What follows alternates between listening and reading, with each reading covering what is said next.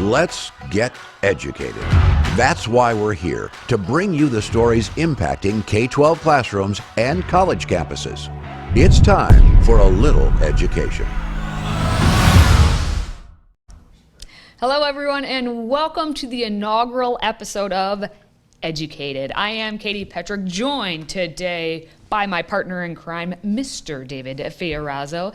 Whether you're watching the show or you're listening to the audio podcast, we are excited to share this time with you. Well, as most of you know, America's schools are a mess. And so with many stories emanating from K through 12 classrooms and college campuses, it's hard to keep track of all of them. So allow Katie and I to be your guides through this nonsense. And hopefully by the end of each show, you'll find yourself more educated and better prepared to speak up and fight back. Katie.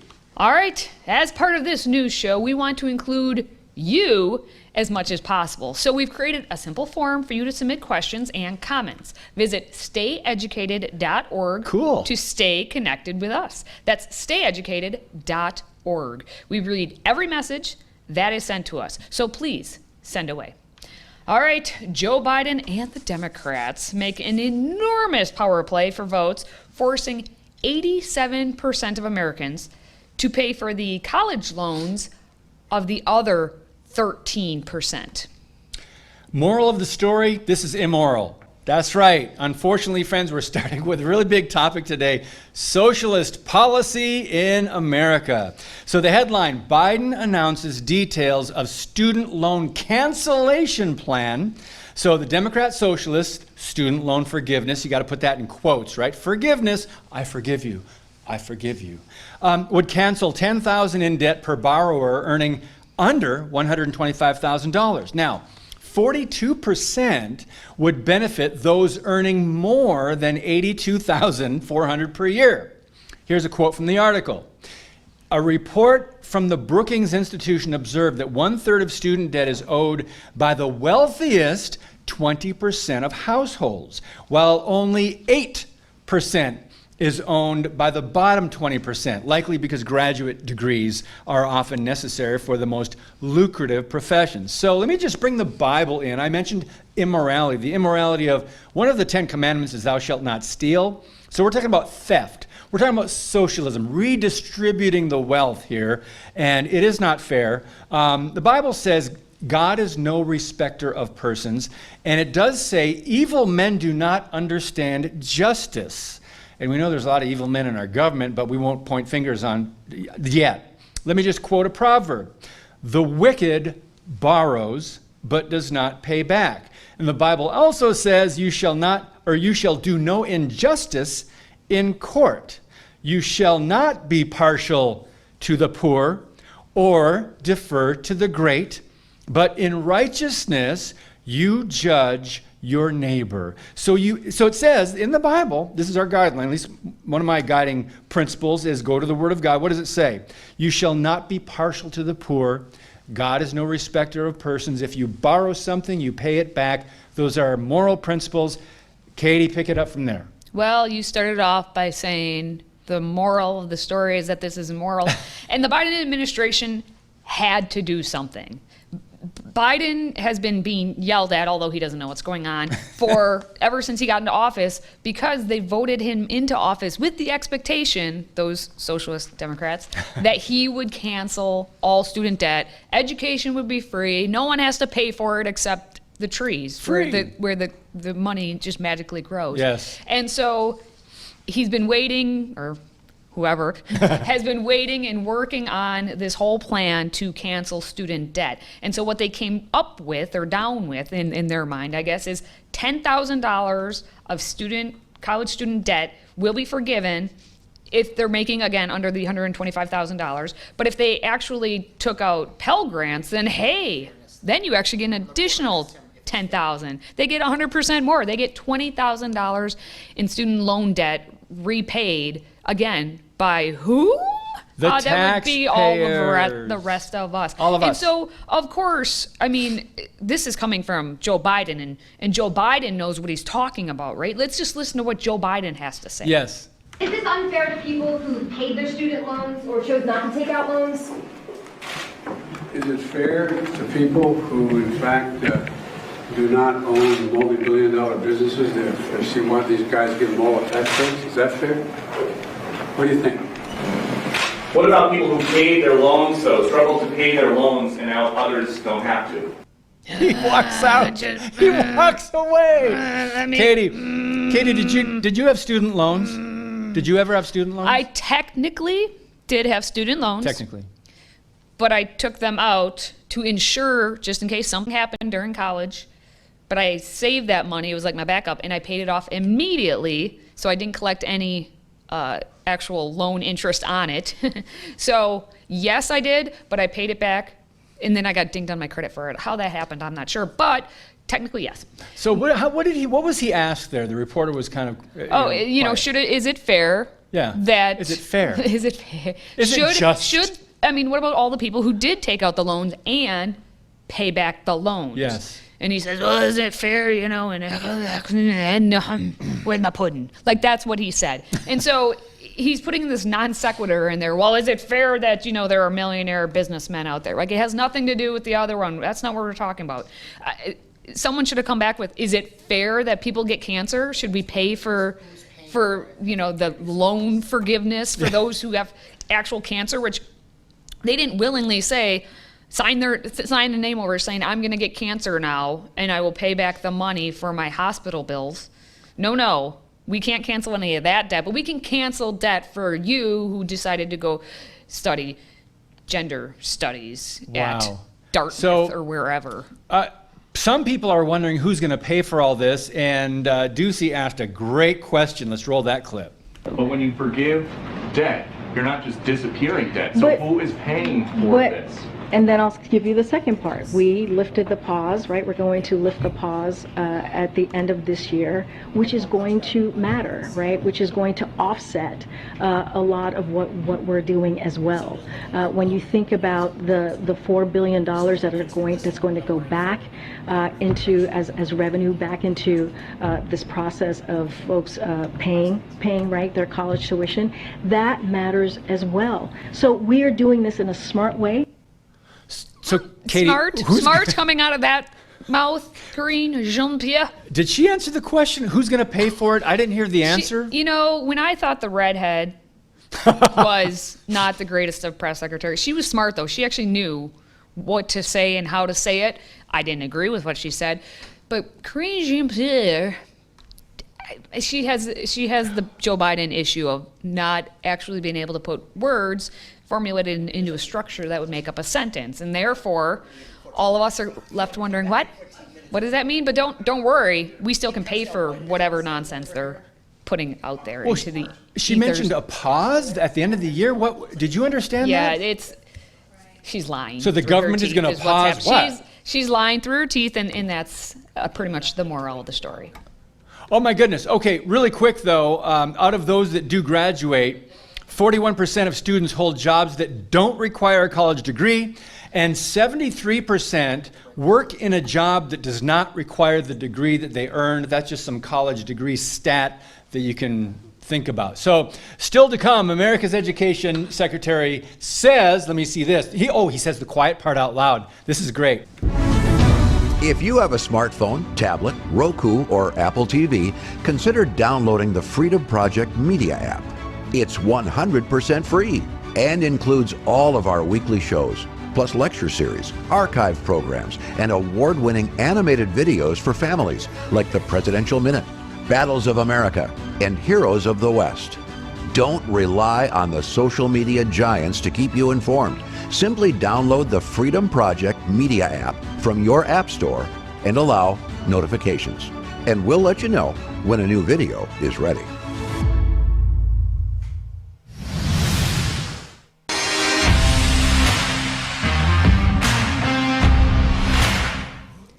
Well, let's continue with money grows on trees here. Because apparently money has to grow on trees. Otherwise, we wouldn't be able to afford all of this college debt forgiveness. That's right. Well, apparently, just so everyone's aware, the number that's been put out there is the overall cost for this year alone is $298 billion. Wow.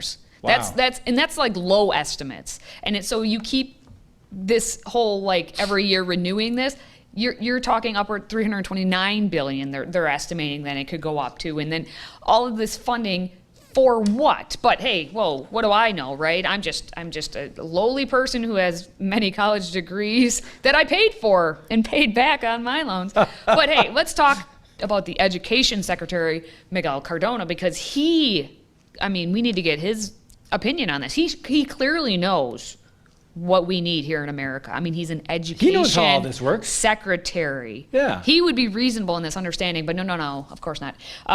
Actually, he has a lot to say, not positively. But just the final one on this, Sure. the people that already paid their student loans, Right. they don't get anything out of this deal. Right. That's right. Okay. Right. Right.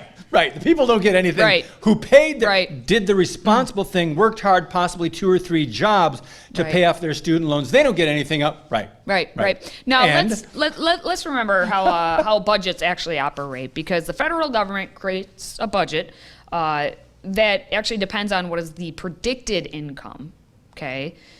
And that's supposed to include that student loan payments are included. And so the cancellation of a large chunk of that debt in one fell swoop then means that there's going to be less of that actual income coming in. And so then the government has to compensate for that shortfall. They have to either reduce spending or increase the taxes. And which one do you think they're going to probably do? Taxes. Right. Because that's what they do. Because why would they reduce their own spending? No, we'll just tax more. Because this whole thing is a subsidized program now. We are subsidizing all of these people in their 20s and 30s, and some of them in their 40s who haven't paid back any college, or not just all their college debt yet. We're subsidizing them now. We're in the whole education, I guess, monolith. Because what happens now is all these universities, they're not going to spend less. The universities are looking like, we're going to get more people now. This is going to increase the demand. Yeah, People, because now it's like is me, I'm going to go get another degree. The first 10,000 is basically free. Yeah. And so now the universities are like, okay, well, if they're not going to be paying that extra 10,000 or 20,000, let's just increase how Yes. much we're going to have to charge said borrower, me, the student. Yep. So let's review a little brief history. The federal debt has now increased by more than $3 trillion during Joe Biden's time in office. And let's be reminded, the Biden Democrats just gave Ukraine another $3 billion. So what's another almost $300 billion tax dollars to pay off student loans? So it's almost nothing. It is unfair, and especially to hardworking Americans, but I want to hear what Nancy Pelosi said. I heard that she did another flip-flop. People think that the President of the United States has the power for debt forgiveness. He does not. He can postpone, he can delay, but he does not have that power. That has to be an act of Congress. Speaker Pelosi said last year she thought that this was something a president could not do. It would require an act of Congress. So is this legal? Yeah, look, the HEROES Act, page 637 to be exact, provides access, gives me the authority to provide a waiver to ensure that Americans are not worse off after an emergency, a national emergency, which the pandemic was. Wow, even Nancy Pelosi a year ago was like, he doesn't have that power, Congress does. And then instead we have Miguel Cardona, who got his talking points on page, 637 to be precise? Yeah, he wrote it down on his hand, I'm sure. He says, well, no, I can do that. So what?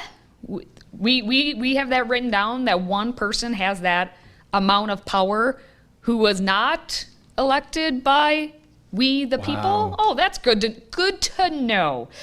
Well, speaking of being elected by the people, a woman of the people, if you will, a woman of all the people, all the natives of the land. Let's flash back a little bit to the one and only Senator Elizabeth Warren, because, I mean, if we didn't have Joe Biden, we could have had Elizabeth Warren as president, and I don't understand why we didn't, after how she spoke with an angry father when the father was talking to her about student loans. I just want to ask one question. My daughter's getting out of school. I've saved all my money. She doesn't have any student loans. Am I going to get my money back? So you're going to pay for people who didn't save any money, and those of us that did the right thing get screwed. No, it's not anybody got screwed. When we Of started, course we did. My buddy had fun, bought a car, went on vacations. I saved my money. He made more than I did. But I worked a double shift, worked extra. My daughter's worksheet is 10. So you're laughing. Yeah, that's exactly what you're doing. We did the right thing, and we get screwed. I appreciate That's it. all right. They shut the lights off. They didn't want. They're like, we're done, we're didn't- done. And you know what? I can't imagine how we didn't get Elizabeth Warren as our president. But we have more to come. So when we come back, the NAACP blasts Biden's student loan forgiveness plan for coming up short, and taxpayers again are reminded that we've already spent $32 billion in student loans under just the Biden administration. That's next. Today's show is sponsored by our friends at MyPillow. Save up to 66% on pristine quality bedding, towels, slippers, signature pillows, and much more when you use the code EDUCATED. That's EDUCATED, educated. Support this show and a great American company.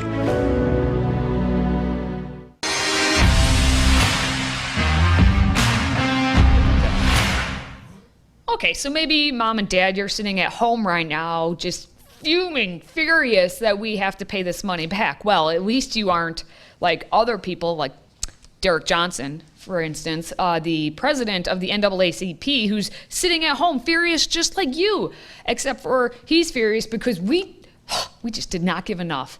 According to his lovely tweet, at POTUS, that's the President of the United States, his decision on student debt cannot become the latest example of a policy that has left black people, especially black women, behind. This is not how you treat black voters who turned out in record numbers and provided 90% of their vote to once again save democracy in 2020. I actually just really enjoyed the end of that tweet, because if you're once again saving democracy in 2020, when else was it saved? When was that democracy saved? By voting for the Democratic Party. When? Give me some solid examples. So yeah, Derek Johnson and the NAACP is just one group that's very upset. They wanted to at least give back $50,000. 500% more, apparently. They wanted $50,000 in student debt to be canceled. And as you saw by the tweet, it's mostly wanting to go to black women. So there's pretty much that. Now, you have to remember $1.75 trillion in student loan debt. Federal loans actually make up 92.7% of that debt. And what we're talking about with this $10,000 forgiveness, $20,000 forgiveness, that's for those federal loans that are being taken out, not like private loans that you would get from a bank. And 40.3 million borrowers. There are 40.3 million borrowers that have said federal loan debt. And so the average balance per person, this is insane to me, is $37,667 in debt. How much money have you wasted going to these universities? And what have you gotten back for it? Have you gotten $37,000 worth of education? The moral of this story is it's never enough for Democrat socialists. And it's this student loan, by the way, this should be called the Inflation Expansion Student Loan Act. But there's a tweet that I like from a former veteran, and this is Joey Jones, who reacted to Joe Biden's plan to cancel student loan for Americans making less than $125,000 a year. And he said, "I cannot believe I gave 2 legs for my tuition. What a dope I am. Hoorah." Hoorah. All right, Before We Go is up next. Plus, David and I go deep into the vault, revealing some fun facts about our lives that may or may not be embarrassing for me and you. You've come this far, so please stick around. We want to hear from you. If you have a question or comment for Katie, David, or any of our other show hosts, simply visit stayeducated.org. That's stayeducated.org and submit your question or comment. Our team loves to hear from you and might just give you a shout out on air. Again, visit stayeducated.org and connect with us.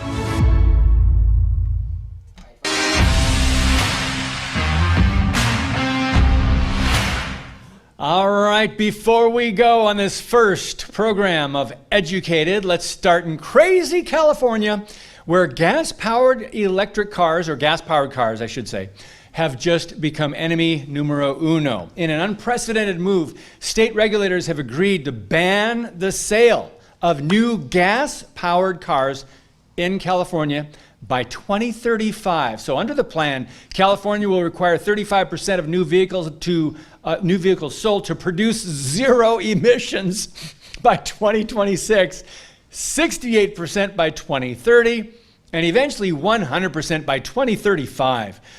Used cars will not be affected in the plan for now. California is not the only state working to end gas-powered vehicles. New York, Massachusetts, and Vermont are among at least 15 states pursuing similar goals. I would think they were mostly all blue states, but that's a sideline. The new policy comes just a week after Joe Biden signed the largest climate spending package in U.S. history, $370 billion. So, Katie, can you imagine what your average quick trip will look like if they have 100 cars charging at any given time? Well, if we're talking specific to Quick Trip, we all know that you don't go to Quick Trip just for the gasoline. You go for the experience. That's right. So they would be okay. It's the rest of those gas stations that are going to be in trouble with this. That's right. Wow. Well, speaking of ridding the world of gas-powered vehicles, one of Australia's largest banks has announced they will be doing their part to save Mother Gaia by refusing to offer loans for gas and diesel-powered cars by 2025. Bank Australia's Chief Impact Officer says, "We think that the responsible thing for us to do next is to ensure that our vehicle lending doesn't lock our customers into higher carbon emissions and increasingly expensive running costs in the years ahead." Recent numbers find 20,000 electric vehicles were sold in Australia in 2021, representing only 2% of the market for all cars.